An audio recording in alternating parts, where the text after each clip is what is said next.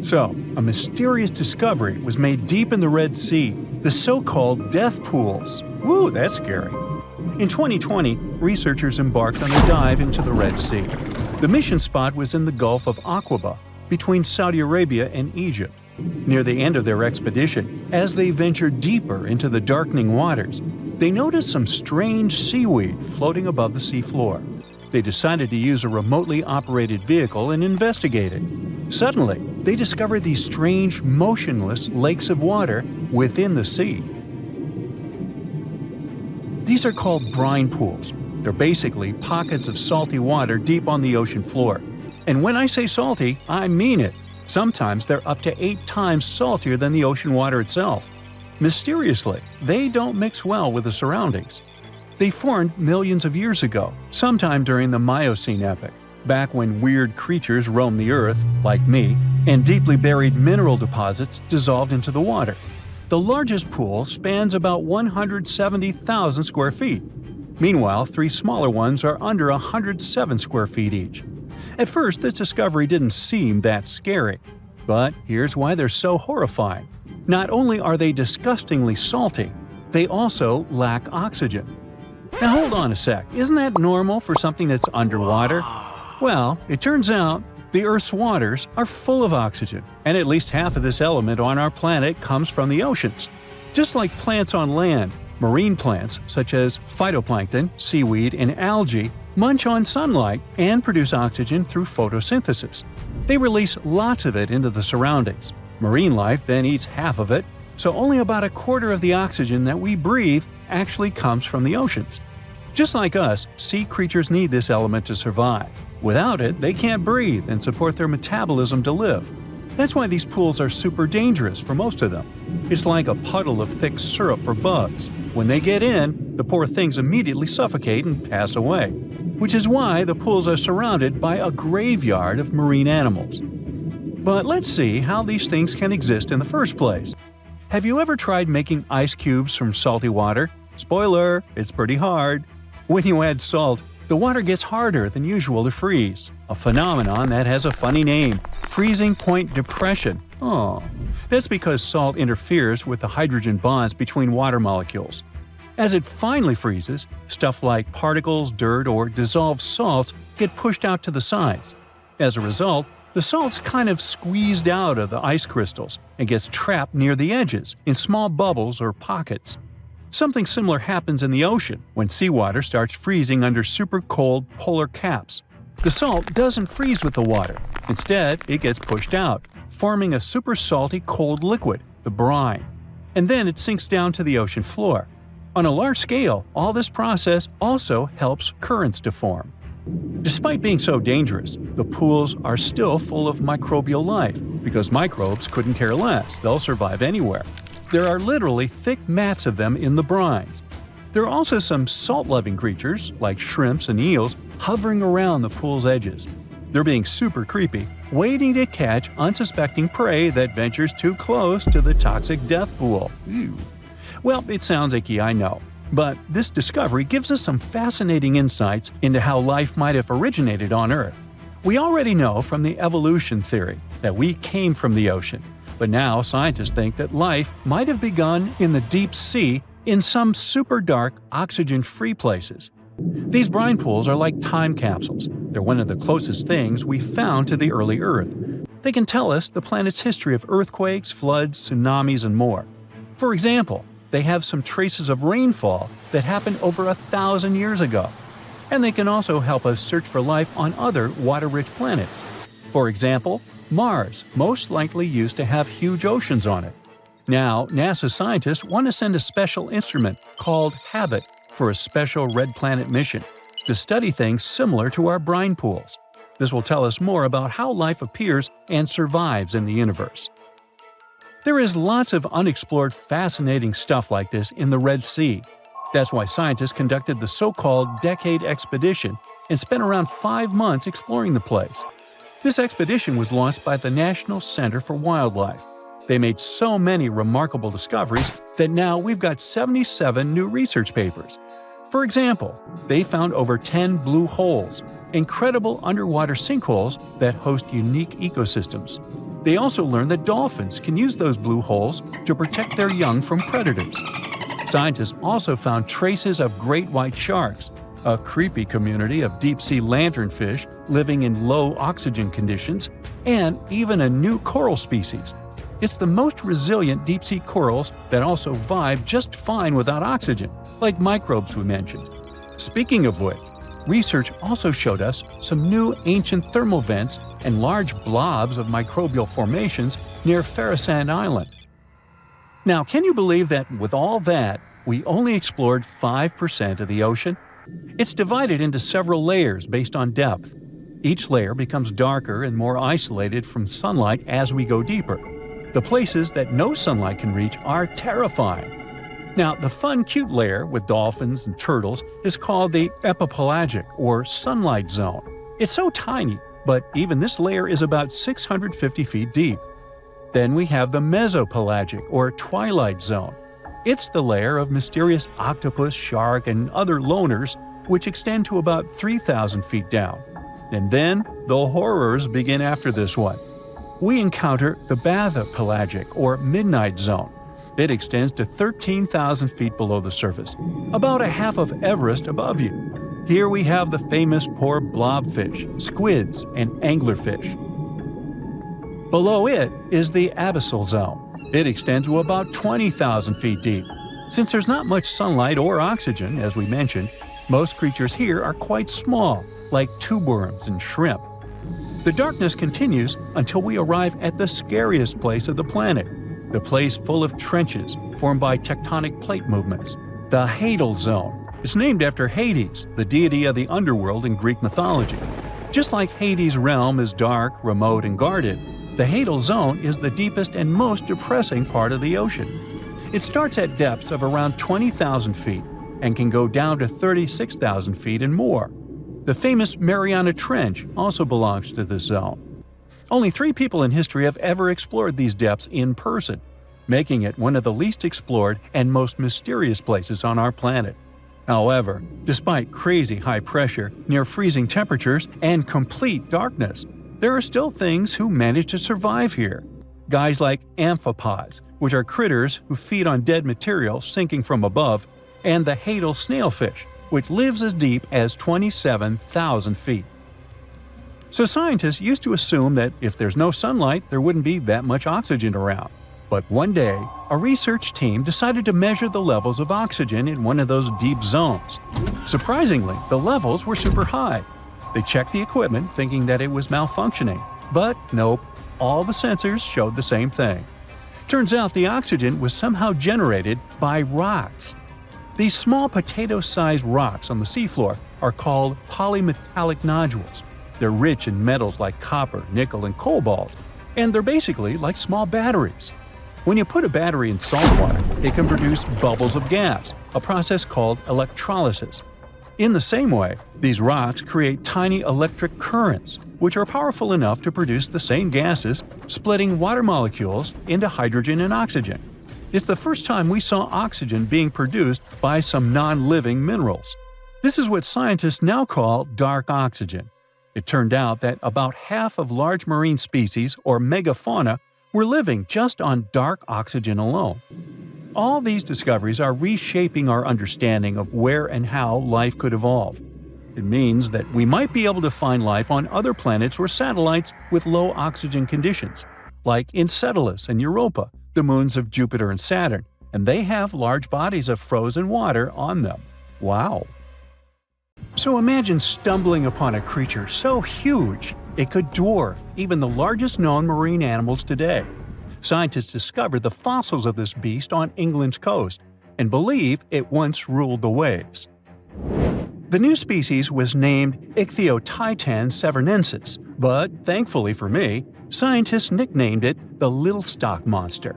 Its estimated lengths range from 72 to 85 feet long, almost as big as a blue whale. Megalodon can't even compare to this. It was only about 60 feet long. And what's crazy is that this fossil we found wasn't even an adult, so who knows what their actual size was. The first piece of the Little Stock Monster was discovered in 2016 in the Westbury Formation. Researchers found a 3-foot-long jaw part that belonged to an unknown species. For years, this single fragment had been driving them crazy because they had no idea what that animal was. Then, in 2020, a miracle happened, of sorts. A father with his 11-year-old daughter found the second piece of fossil on a beach. This discovery led to more findings. Finally, in 2022, the last piece of the literal jaw puzzle was found, buried along the Somerset coast. This leviathan belonged to the Shastasaurid family. Both the Lilstock monster and other Shastasaurids had one ancestor, so all the species in this family are super similar to each other. For example, all of them were the largest marine reptiles ever to exist. Although our Lilstock monster is much larger, most Shastasaurids could grow up to only 69 feet long, and it's possible that the Lilstock monster, when fully grown, would reach up to 100 feet or even more. Both of their bodies were just perfect for cruising the ancient seas. These marine titans were elegant and slender, with an elongated snout.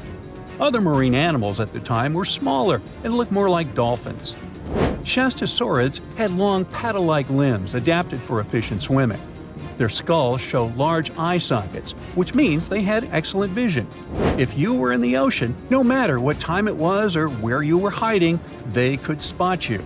They were also incredibly fast and could dive to great depths. Of course, all these things made them the most terrifying predators. They ate pretty much everything, including fish and squid, and you if you were there. They probably captured their prey like whales, opened their huge mouths, and literally sucked the fish in.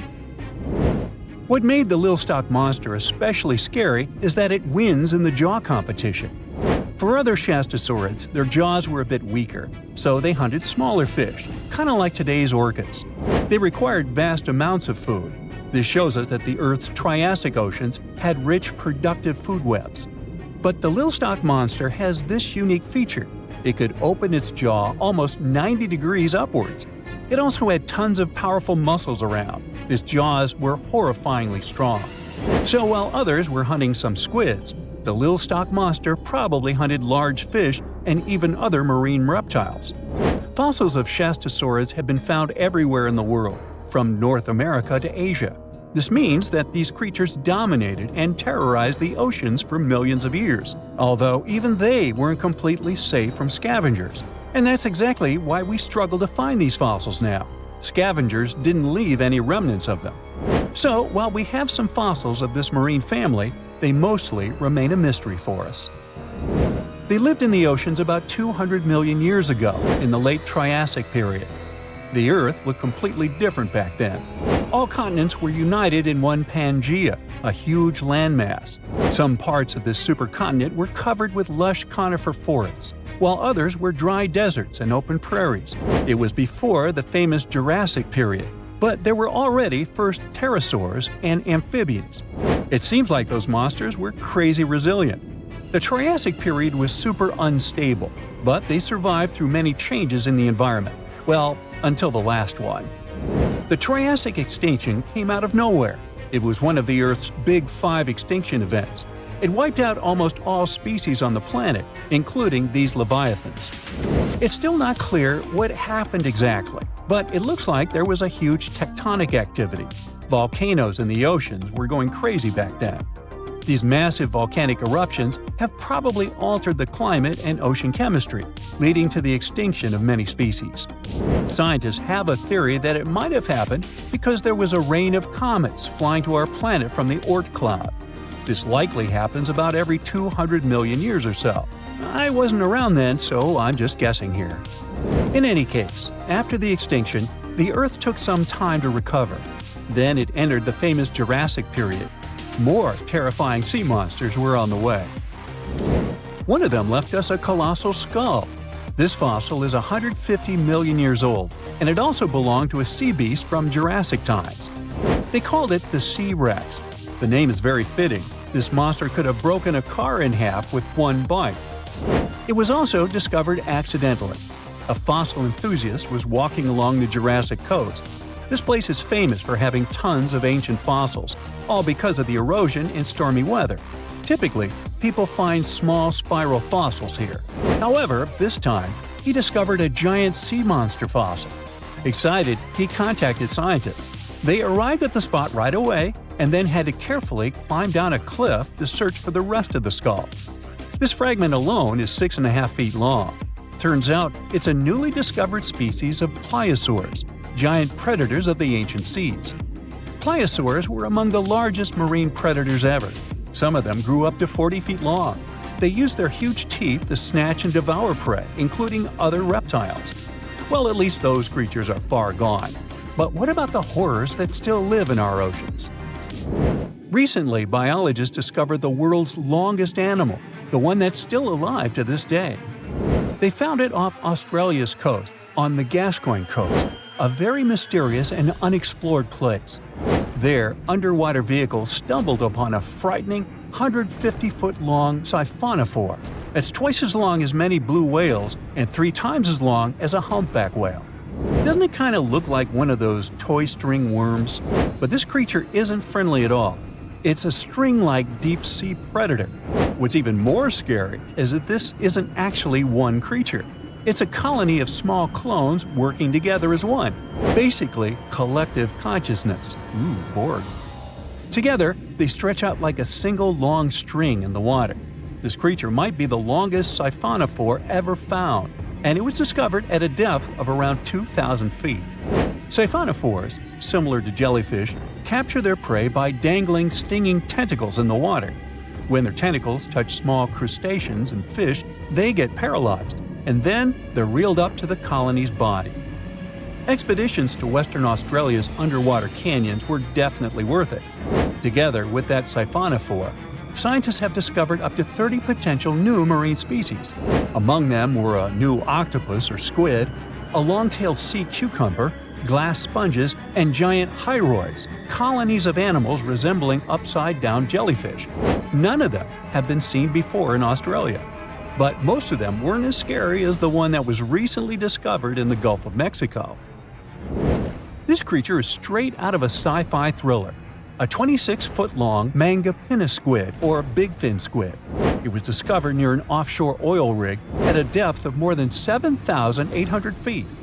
It has incredibly long elastic tentacles, which can be 15 to 20 times longer than its body. It holds them at right angles to its body, making it look even creepier, almost as if it has elbows. And yes, it's another deep-sea predator. These 10 tentacles probably help the squid trap their prey and drag it onto the seafloor. We barely know anything about this extraterrestrial-looking creature because they're very hard to find and study. And if you think their tentacles are awful, just check out these creatures with 20 arms. This thing looks like a facehugger. This new species is lurking in the frozen depths of Antarctica. Experts were searching for cryptic sea animals known as Promachocrinus, or Antarctic feather stars. They're kind of similar to starfish and sea cucumbers, but have an otherworldly appearance and can live up to 6,500 feet below the surface. It's called the Antarctic strawberry feather star. Despite its pretty name, its appearance is anything but cute. It has a bizarre strawberry-like body from which 20 spindly arms branch off. Its coloring ranges from purple to dark reddish, and the arms all have different lengths and thickness. Who knows how many more of such scary creatures we'll discover in the future? If you're a fan of Dr. Pimple Popper, you're probably freaking out right now, itching to squeeze out every little blackhead from those lip contours. But this is actually a hill formation that you can find in Garb, Sudan. Knowing that perhaps makes it all the more creepy because it looks like the crack in the middle is swallowing up everything around it. This black hole scenario brings to mind our next stop, Vostok Island. This eerie spot is a 59-acre coral atoll situated in the southwestern Pacific Ocean, about 400 miles northwest of Tahiti. If you check it out on Google Earth today, it looks like it's been totally blacked out, sparking all sorts of wild theories. People keep saying that this place is some top-secret base, or even a fictional island straight out of Lost. But what we see here is actually just a dense, dark green forest made up of Pisonia trees. Since nobody lives there and hardly anyone ever visits, the island is pretty much untouched by humans. This massive star, or mandala, is situated just outside Beatty, Nevada. It has got the internet all puzzled, with people trying to figure out if it's evidence of some kind of extraterrestrial activity. To add to the mystery, this spot is right by the Tonopah Test Range, which is also known as the famous Area 52. Despite its creepiness, it's probably just one of the thousands of crop circles that gained fame after Google Earth came along. This spiral formation right here is also located in Nevada, and it definitely looks like another chilling crop circle. But things get even stranger if you use the street view option. As you zoom in closer and closer, you'll notice that it's made up of carefully arranged rocks. This labyrinth, so to speak, is part of an open-air museum situated in the ghost town of Rhyolite. And if that's not creepy enough, take a look around, and you'll see dozens of eerie men in white cloaks. Despite their lifelike appearance, these silhouettes are actually statues from an installation created by a Belgian artist in the 80s. Even stranger than stumbling upon a large circle on the ground is finding a bunch of them. Our next location in Wyoming is filled with peculiar circle structures to the point where it's hard to count them all. During the 20th century, this U.S. state shifted from a farming economy to an industrial one, dominated by the extraction of oil, gas, and coal. So, these circles are likely remnants of a tank farm. I mean, places where oil storage tanks used to be located. If you want to avoid nightmares, I highly recommend not searching for the mausoleum of Emil Becker in Poland. If you happen to find it by using the Street View mode, prepare yourself to face an abandoned place with the most terrifying sculpture there is. Oh, the creeps. Keeping on the spooky side, let's head to an isolated corner of Kazakhstan, where you can find a pentagram etched into the Earth's surface. This formation is huge, measuring roughly 1,200 feet in diameter. Before you jump to conclusions about this formation being related to some kind of underworld deity worship, it's worth noting that the pentagram actually turns out to be the outline of a park designed in the shape of a star. The star shape is marked by roadways, which are now lined with trees, making the star shape even more distinct in aerial photos. You can spot this peculiar symbol from quite a distance. At first glance, it might even resemble an otherworldly alphabet, as if a highly intelligent civilization is trying to send us an alert message. But this mystery is already solved. We are in De Hoge Veluwe, a Dutch national park located in the province of Gelderland. And these lines are actually part of the park's logo. Search for these coordinates to find what looks like a land formation straight out of an extraterrestrial landscape, or perhaps a set from Avatar. This place, located in Inner Mongolia, China, is believed to be a granite mine, but it's a bit of a mystery why it has such a striking blue tone on Google Earth. If you check it out on Microsoft Bing Maps, for example, the same location appears in a much more natural tone. In the Australian outback lies a massive geoglyph known as the Maori Man. Discovered in the late 90s, it appears to represent an indigenous Australian man hunting with a boomerang or stick. The figure stretches for more than 2 miles in length and about 1.6 miles wide. It has deep furrows carved into the ground, which adds to the complexity of its formation and origin. Despite efforts to uncover its purpose, its origin is still a mystery. This is Desert Breath, located in the Sahara. Like many things you have seen in this video, this formation also sparked speculation about it being created by extraterrestrial beings. But a quick Google search clears up that mystery. It turns out this is an art installation created by a group of 3 Greek artists back in 1997. They went all out, moving around a whopping 280,000 square feet of sand and even creating a large pool in the middle of it. Egypt still holds many mysteries, and you can explore them yourself with Google Earth. That's how some people stumbled upon this striking triangular-shaped plateau and immediately jumped to the conclusion that they discovered a hidden pyramid. However, experts quickly dashed their hopes. they believe there's no plausible explanation for a pyramid to exist in this area, located 8 miles west of the Nile Valley edge in Upper Egypt. This discovery is likely nothing more than a hill that has suffered the effects of erosion, combined with a heavy dose of wishful thinking. In some cases, nature itself is responsible for creating frightening sculptures, like the Badlands Guardian in Alberta, Canada. If you look at it from above, you'll notice not one, but 2 human heads emerging from the landscape. These gigantic beings were sculpted by rainwater erosion on layers of clay-rich soil. Ironically, additional human-made structures give the impression that this one is wearing wired headphones. It seems that deserts are a prime spot for discovering strange images on Google Earth. So our next stop is China. In the Gobi Desert, you'll come across zigzagging white lines that look kind of random. The first challenge for armchair experts was figuring out what these structures were made of, as it's hard to tell if they're painted on or dug into the landscape. There's still a lot of speculation about it on the internet, but the most plausible explanation is that this structure is used for calibrating satellites. This way, satellite cameras can focus on these large grids to orient themselves in space. Check out this intact plane that seems to have sunk beneath the ocean off the coast of Crooked Island, Bahamas. Some viral videos claim it's a crashed plane belonging to the infamous Pablo Escobar. The truth is that something lying on the bottom of the ocean can't be that visible, so it's more likely that it's a plane that was actually flying when Google captured these images. However, there is a strong belief that Pablo Escobar did have a plane that crashed nearby, but it was in another part of the Bahamas known as Norman's Cay. You can still spot it in shallow turquoise waters. Just search for Norman's Cay sunken plane, and there it is.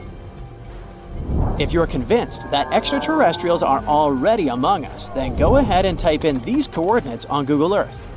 Explore the area using Street View, and wow, what is it? Of course, we're not talking about visitors from other planets, but this shadow of a gigantic creature still gives me the creeps. Turns out, it's just a person lugging around one of those 360-degree Street View cameras tucked away in a trekker backpack. So hey, if you take a good look around Google Earth, you might stumble upon more of these elongated necked beings walking around the globe. There are plenty of fish in the sea. Some of them look totally like Nemo or Dory. Then there's the butterfly fish and fancy guppy, which is indeed really fancy. And then there's... what on earth is that? I would definitely not pay for a diving experience to see this guy. The anglerfish has the unofficial title of the ugliest animal in the world, but I wouldn't dare to break that news to it. There are more than 200 species of anglerfish currently swimming somewhere in the gloomy depths of the Atlantic and Antarctic Oceans, up to a mile below the surface. Some of them prefer different living conditions, the shallow tropical environments. Different kinds of anglerfish vary in shape and size, from the famous black sea devil to frogfish, monkfish, footballfish, goosefish, batfish, and sea toad. The larger ones can be half as long as a full-sized bed, but most are less than a foot long. Since the choice of meals where these guys live isn't that huge, they had to come up with a unique hunting strategy. They don't waste their priceless life energy on following prospective prey. Instead, they use a piece of dorsal spine that sticks above their mouths like a fishing pole, hence the name of the fish. There's a sac of bioluminescent bacteria that glows brightly in the dark at the end of that rod. The light lures prey, and all the anglerfish has to do is wait, and then enjoy its lunch delivered right to its mouth. Their bodies are pliable and huge, so they can easily swallow prey twice their size. Deep-sea anglerfish eat whatever they can find. Species that live in more shallow water aren't picky either, and can eat anything from shrimp to snails and small fish. Only female anglerfish have the cool fishing rod feature though. So what about their males? Finding a soulmate deep under the sea isn't that easy. I mean, literally, there's no light down there. Plus, there are frigid temperatures and low oxygen levels. Anglerfish can't afford to go on many dates in those conditions, so they mate for life. And before you go aw about it, I have to tell you, they do it in quite a special way. Male anglerfish are much smaller than their ladies. The contrast is so striking that when researchers first got interested in their love life, they thought those males were actually the offspring, or larvae, hanging out next to their moms. Certain anglerfish male species have receptors that alert them that there's a female nearby. After they mate, the male bites into his woman and stays attached to her head, belly, near her tail, and other areas he can access. While they morph together forever, the female fish gets the male's cells, DNA, and reproductive organs, but loses her immune response cells.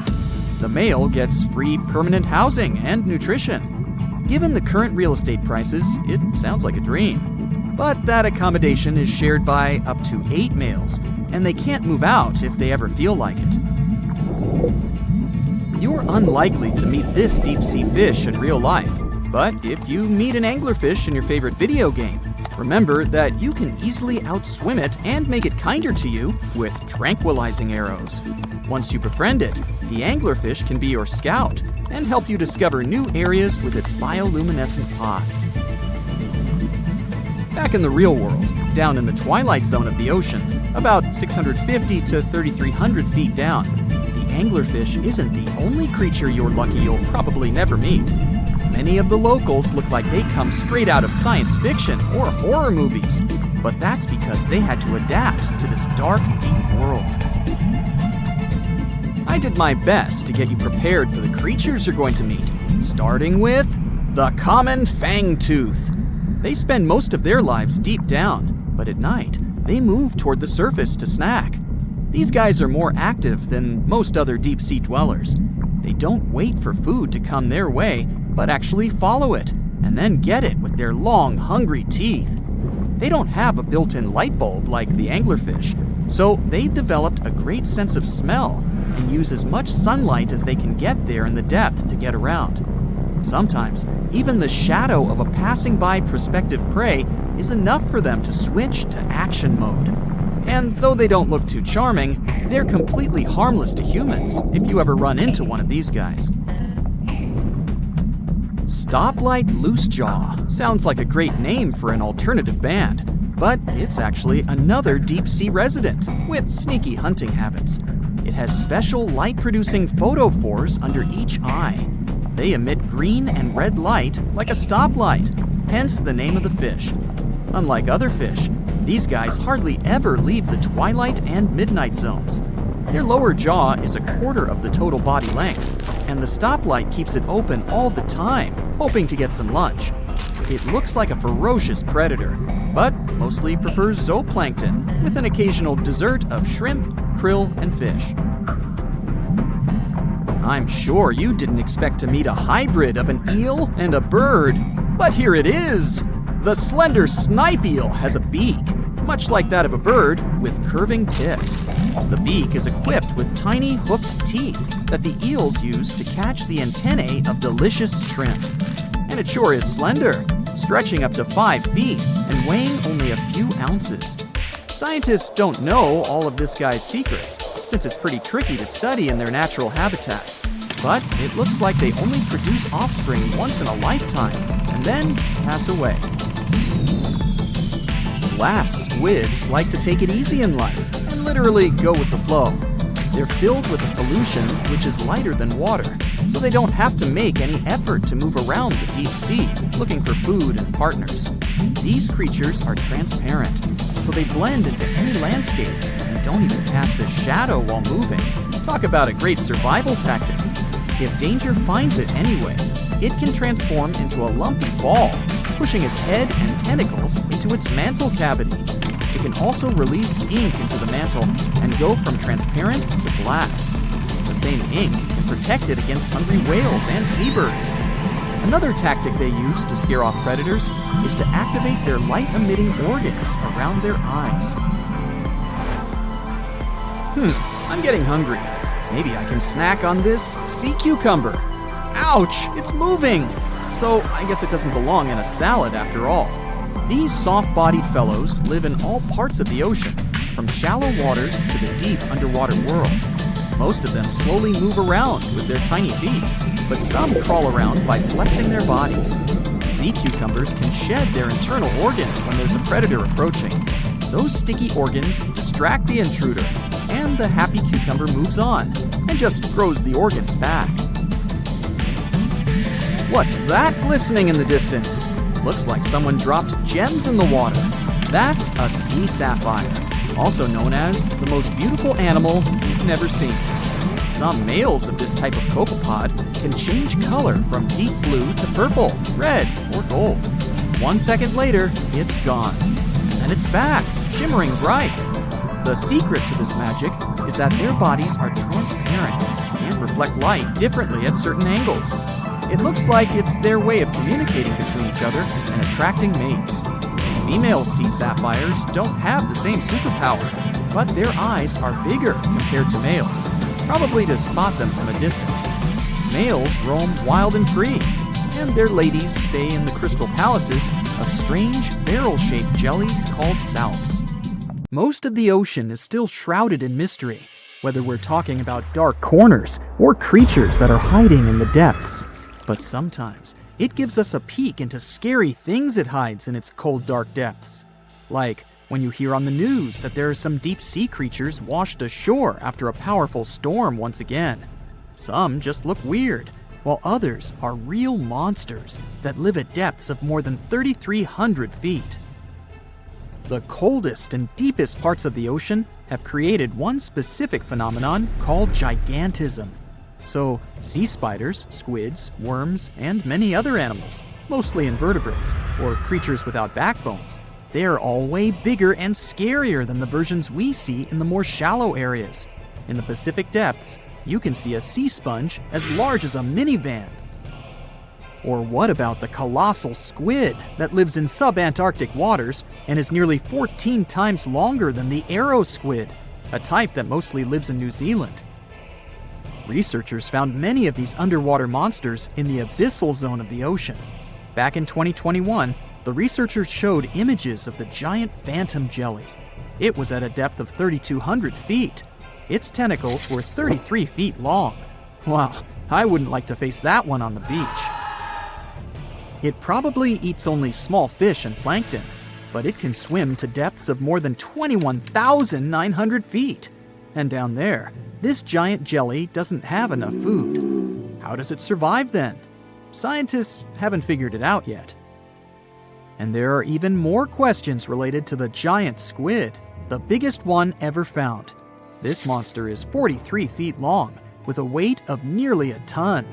Imagine if those tentacles would grab your car, or something like that. They would smash it like it was a toy. There's no light in the abyssal zone. Sun rays just can't penetrate that deep. So there's no algae or underwater plants there. Local animals mostly eat snow. Marine snow is not like the regular one you build a snowman with. It consists of any small flakes or remains that fall from the surface of the ocean. Maybe even some leftovers that animals up there couldn't eat. So it's not much. But apparently, it's enough for very large creatures that hide deep down there, like giant squids. Squids that generally live at such depths don't bother going after their prey. They just wait until the poor animal swims right up to their long tentacles and falls into a trap. It may not be the best method ever, because not many animals will even swim into these dark, cold parts. But it's the method that saves energy. A giant squid eats only 1 ounce of fish daily, which is approximately 45 calories. That's nearly 50 times fewer calories than an average person should eat per day. So when a squid gets 1 fish, it saves it for a couple of days. I hope giant squids won't get the idea to go to the surface and look for food when there's not enough of it in the abyssal zone. And I hope even more that giant Greenland sharks won't get that same idea. You can find them at depths of up to 7,200 feet. They're twice as slow as we usually walk. They swim at a speed of 1.12 feet per second. Their slowness is part of the energy-saving mechanism that creatures down there need to survive. but they can speed up in the form of short bursts when they need to catch prey. But they kinda change their diet from predator to scavenger, considering their environment. There will be more leftovers falling from the surface than animals to go after. Greenland sharks grow just 0.4 inches per year, and they're mostly 20 feet long, which means they live for a very long time, sometimes up to 400 years. They also have a slow metabolism, and that's one of the main factors for their long life, too. Greenland sharks like to spend their time in cold waters. They're adapted to that, since their tissues have specific chemical compounds that prevent the forming of ice crystals all over their body. That means they have some sort of natural antifreeze. So, what makes them so big? Scientists are still not sure, but some theories try to explain it. There's this thing called Kleiber's rule that says bigger animals tend to be more efficient. Just take a small fish and compare it to a whale with a mass hundreds of times bigger. The whale has a greater metabolism. It conserves energy more efficiently and loses less of it to the surroundings through heat. Moving on, bigger animals can ingest bigger prey.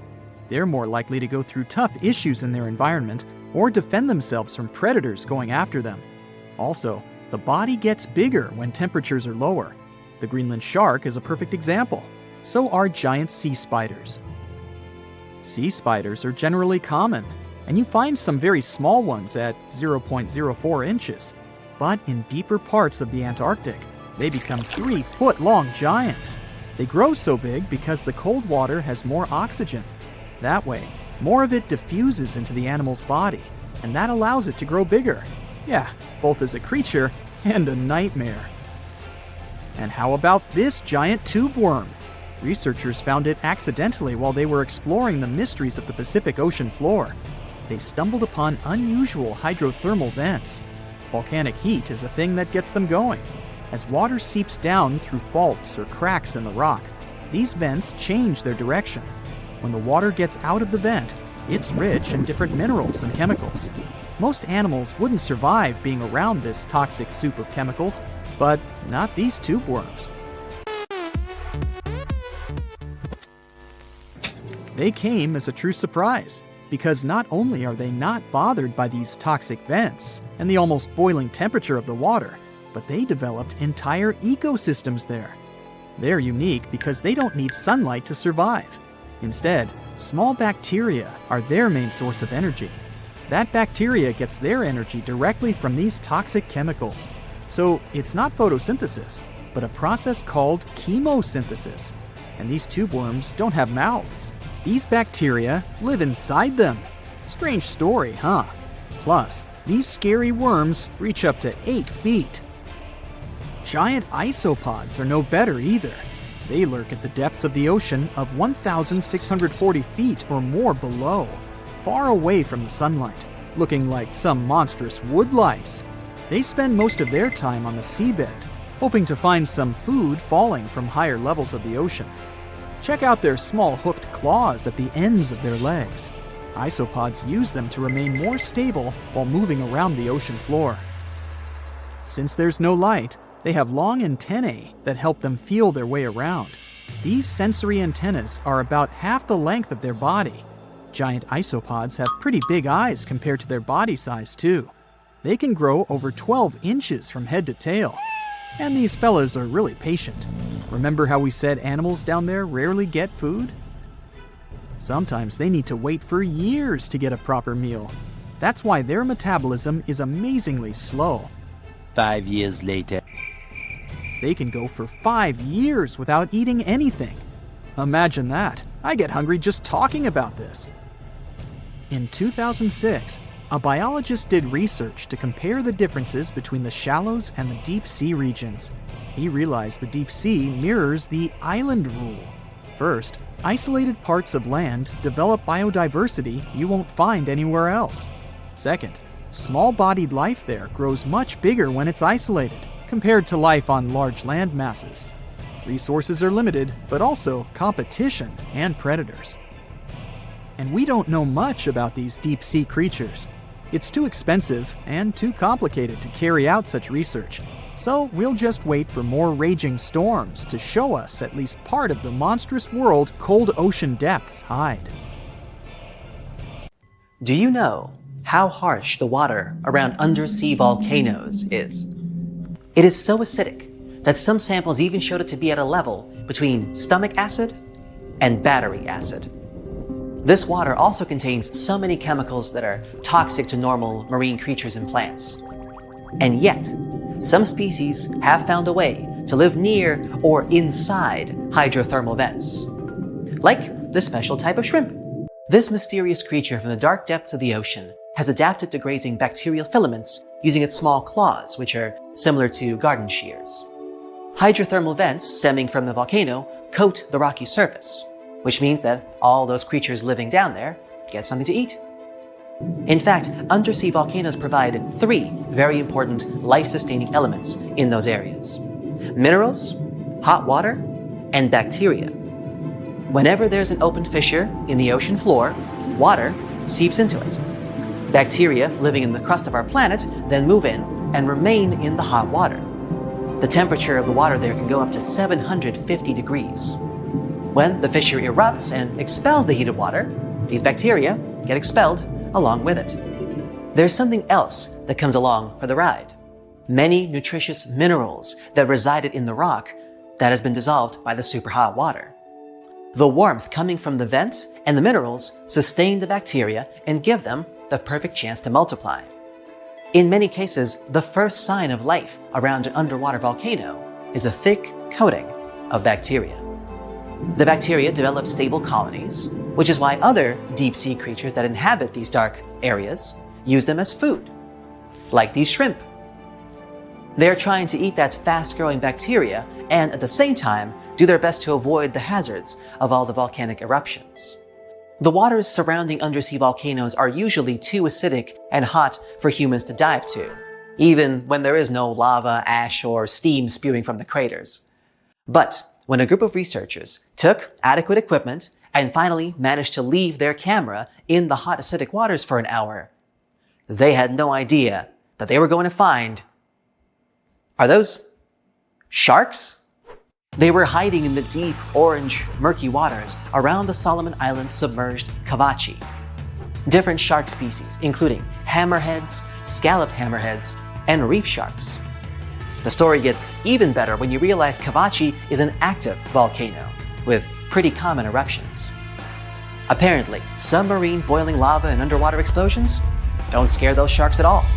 It's their home, where they feel safe and comfortable. They must have done a great job evolving into this harsh environment over millions and millions of years. So now they can swim through steam and lava without any issue.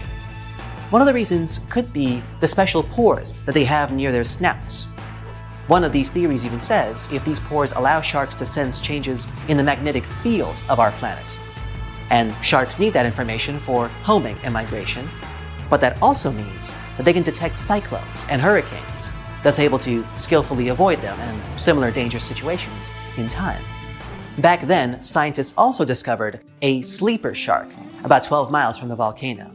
It's a specific type of shark that usually lives in the northern Atlantic and Pacific, or in some cases even further south near Antarctica and Australia. Alright, now let's check out this unusual worm. Don't let its rainbow glow fool you. This mysterious creature is actually a scary predator, with jaws you usually see in horror movies. This creep lives 3,900 feet deep, down in the muddy seafloor near northern New Zealand. A team of researchers took a 3-week expedition throughout deep-sea areas in the volcano-rich Kermadec Ridge. This enormous area included 3,800 square miles of canyons, continental slopes, mountains, and hydrothermal vents, parts where undersea volcanoes release gases and hot water. And that's where they found this thing. There are 10,000 species of these worms in the oceans. Most of them have tails and segmented bodies, but they usually look pretty different from one another, depending on the area where they live. There is also a tube worm, which we also call the Pompeii worm. This type lives in hydrothermal vents, deep down on the ocean floor. The temperature down there sometimes goes over 140 degrees. Up next, we got a snaggletooth dragonfish. A team of researchers found these tiny critters in underwater volcanoes near the coast of Sydney. It's a black fish with translucent fangs that looks way scarier than most fish you'd see close to the surface because it lives in warm, acidic water near undersea volcanoes. Humans rarely get to see these deep-sea fish. Alright, how about a lobster? The Europtychus squat lobster lives in depths of up to 4,600 feet, mostly somewhere around deep-sea coral. They're called squat lobsters because they look similar to true lobsters but are flattened in shape from the top and bottom. They don't go around carrying their shell with them, but their carapace is flexible and soft enough so they can squeeze their body into small crevices. When they do this, they leave their long, sharp claws exposed so they can keep unwanted visitors away. It's hard and dangerous to directly go into dark ocean depths and study underwater volcanoes, so researchers came up with a new way to do it. They study deep-sea coral. As they develop, the skeletons of black corals contain a record of the noble gases in seawater. This helps scientists collect information on volcanic activity near these corals. Check out these unusual yellowish creatures known as snake stars. Researchers saw them on an undersea peak at a depth of 4,000 feet. They spend most of their time wrapped around coral branches. That's where they can easily capture food particles from the perches around them. Volcanic vents themselves hide some very pretty unusual creatures, such as these small, hairy, red-eyed crabs, too. They live among rocks on the summit of seamounts in dark depths of up to 3,000 feet. There are crabs that live even deeper than that, 1.5 miles, on the ocean floor near Antarctica. They got their nickname Hoth crabs because of their hairy chest and are part of a lost world of deep-sea creatures that live around volcanic vents at great depths. Big male Hoth crabs spend most of their time highest on the mineral spires of the vents. That's actually the closest to the hot fluids that go out of them, where smaller male crabs live at the base of the mineral spires. After they get together, females crawl away, looking for the warm fluids that seep from the sea floor.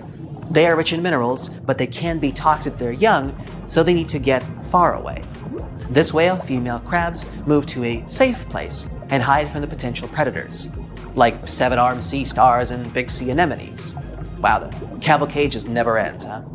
Now these next creatures, the Galapagos snakes, don't live in undersea volcanoes, but it's still fascinating how they've managed to adjust to living on the summits of volcanoes.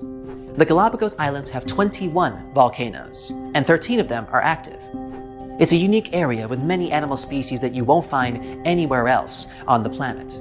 A wide variety of iguanas, tortoises, lizards, geckos, seals, birds, and sea lions, and snakes that decided to inhabit volcanoes. Also, Alaskan fur seals have been popping up in some unusual locations, like the top of a small island that forms the tip of an active undersea volcano, perhaps? Vents there spew steam, mud, and sulfurous gases.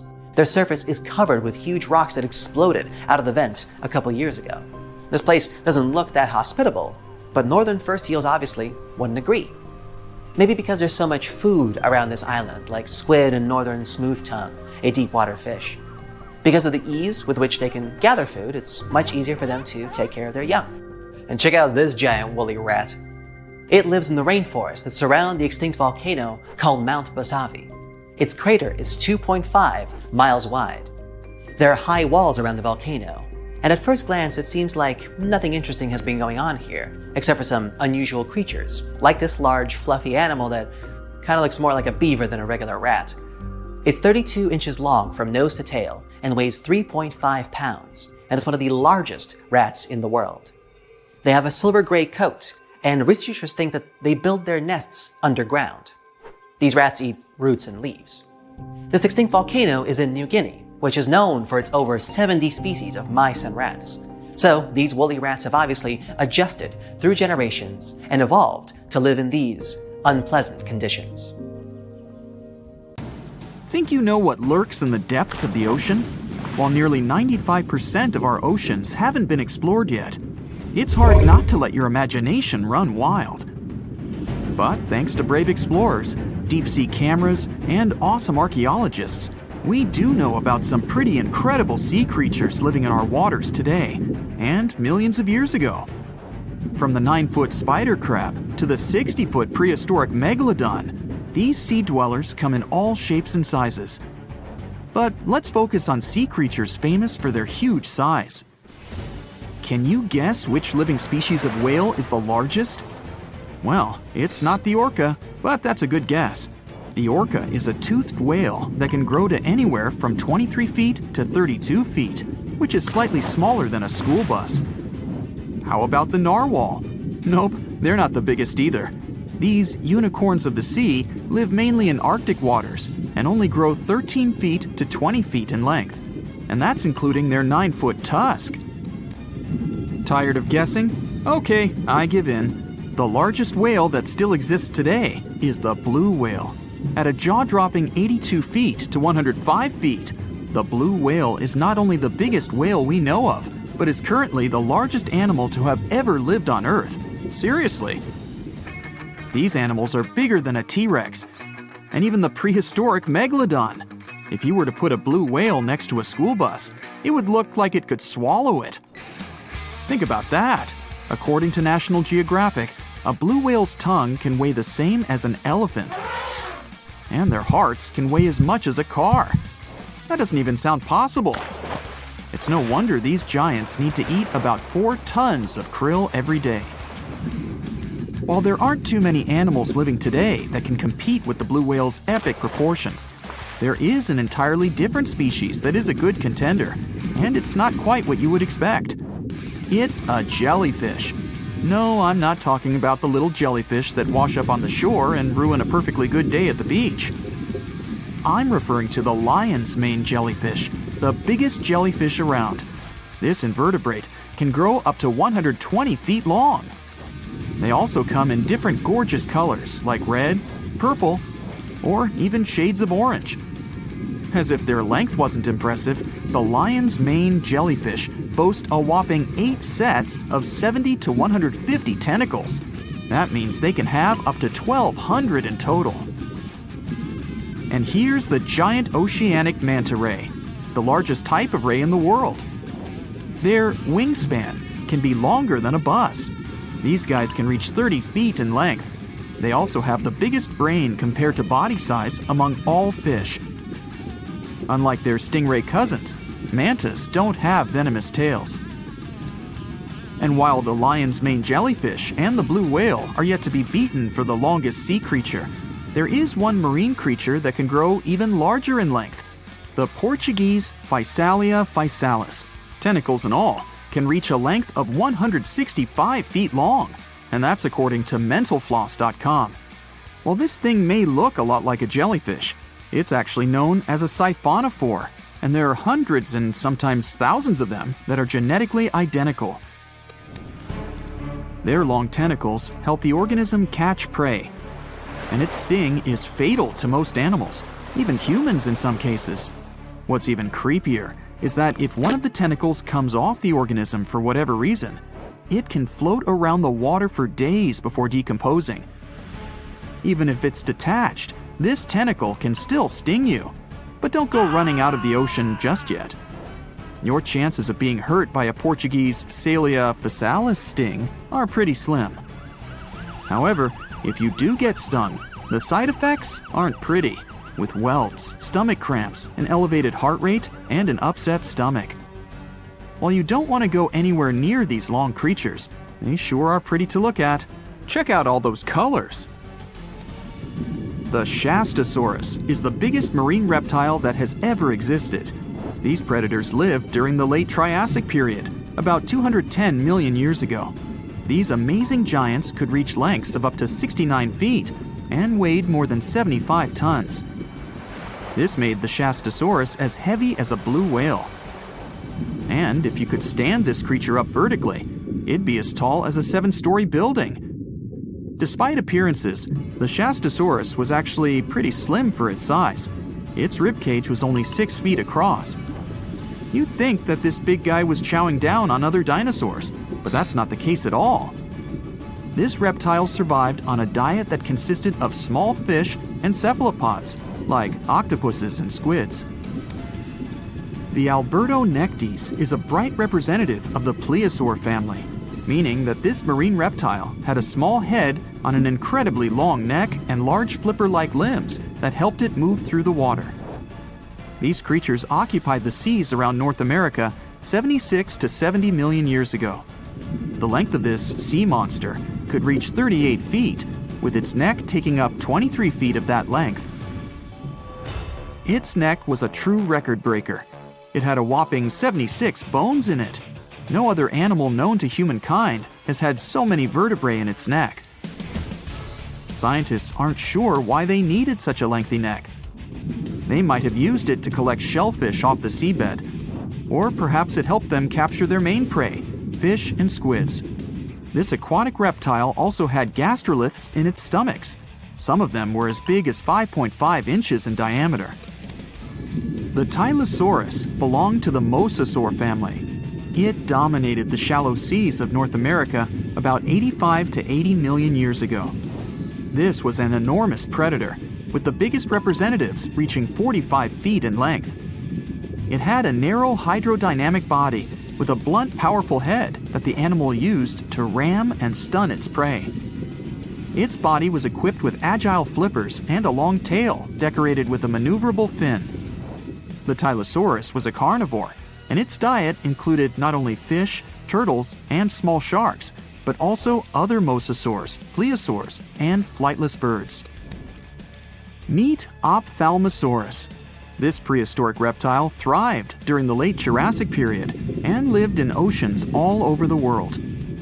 Ophthalmosaurus weighed somewhere around 6,000 pounds and grew to approximately 16 feet long, according to newdinosaurs.com.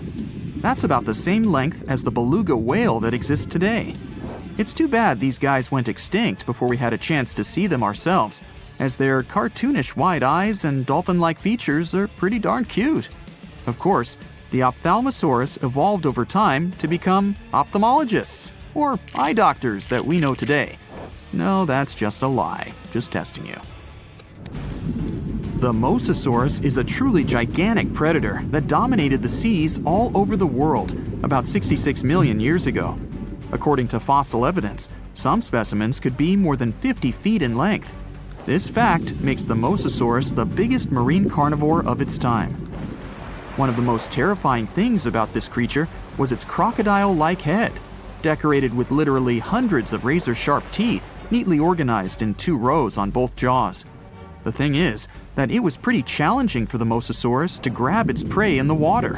That's why it had all these teeth, plus something special: pterygoid teeth anchored to the bones on the roof of its mouth.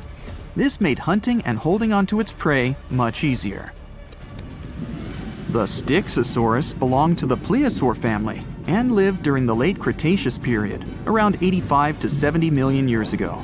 Upon first glance at this dinosaur, you might mistake it for a sea snake, and it'd be an honest mistake. Styxosauruses were about 35 feet in length, but over 16 feet of that consisted just of their long snake-like neck. They had a comparatively small body and weighed approximately 4 tons. Their mouths were full of razor-sharp cone-shaped teeth that they used to catch fish. They didn't need to chew their prey, thanks to the 200 small stones called gastroliths in their bellies that probably aided in digestion. At the same time, some scientists believe that the Styxosaurus used these stones to sink to the ocean bottom in search of particular types of fish. Looks kinda like Nessie to me. Wanna high-five a sea creature? Well, put your hand up for the Tasmanian red handfish. This fish doesn't swim like a fish. It walks. It uses its flipper-like hands to stroll around on the ocean floor. These bottom walkers are disturbed by swimmers and boats a lot. Some people even want to take them home as pets. I think it's better to just give them a wave and swim on by. The vampire squid. Its species name is Vampiroteuthis infernalis, which translates to vampire squid from hell. Oh yes, this vampire squid means to terrify everyone with its name, its dark red color, its spikes at the bottom, and the scary fact that it can basically turn itself inside out. The vampire squid loves putting on a good show, but it's as harmless as a kitten is to humans. It's as if Dracula scared the pants off you, but he didn't have blood-sucking fangs. The vampire squid feeds on food particles from plants and animal matter floating near the ocean's surface. Since they're not predators, they need good defensive strategies, and their vampiric look is designed to ward off large creatures who want to eat them. Turning themselves inside out is a defensive mechanism since the spiky areas in the inner skin are more intimidating. They also shoot out a substance that does not have color, but is packed with bioluminescent particles to distract predators. The vaquita. Going out on a boat off the coast of Mexico sounds like the perfect vacation. The sun, the blue water, the most endangered sea creature. Wait, what? The vaquita isn't dangerous, but don't expect it to stick around to say hello or sign any autographs. It's incredibly shy. This little cow, that's what it means in Spanish, is one tiny sea mammal. With those black markings around its eyes, it looks more like a sea panda to me. Seeing one should make you feel very special. They're on the brink of extinction, mostly because they got caught by accident in fishing nets. It's estimated that there's only 10 left in the wild. The blue dragon. This little creature looks like something out of a kid's fantasy movie. It's called the blue glaucus, casually referred to as the blue dragon or blue angel. It can be found in many places, the Atlantic, Pacific, and Indian Oceans. It's kind of a mollusk and it only grows to be about an inch long. What you think is the back is actually the mollusk's bright underbelly. It regularly floats on its back so that its blue colors help it camouflage with the water's waves. The blue dragon isn't just pretty, it's also smart. It usually feasts on Portuguese man-o'-wars, also known as Physalia physalis. The blue dragon stores their stinging cells for later use, in essence, stealing their defensive mechanisms. When the blue dragon is threatened, it releases those stinging cells it stored, directing them at an enemy to sting them with more power than the Portuguese man-o'-war would have been capable of. As they can store a huge amount of stinging cells, they can be a threat to humans. So, if you find one, don't pick it up. It's best to admire it from a distance. The barrel-eye fish. If you ever wanted to have Superman's X-ray vision, looking at the barrel-eye fish will make you feel like you gained that superpower at some point in your life without even realizing it. The barrel eye has a transparent head, so you can see how their eyes and brain look inside. This magnificent creature lives in the deep sea.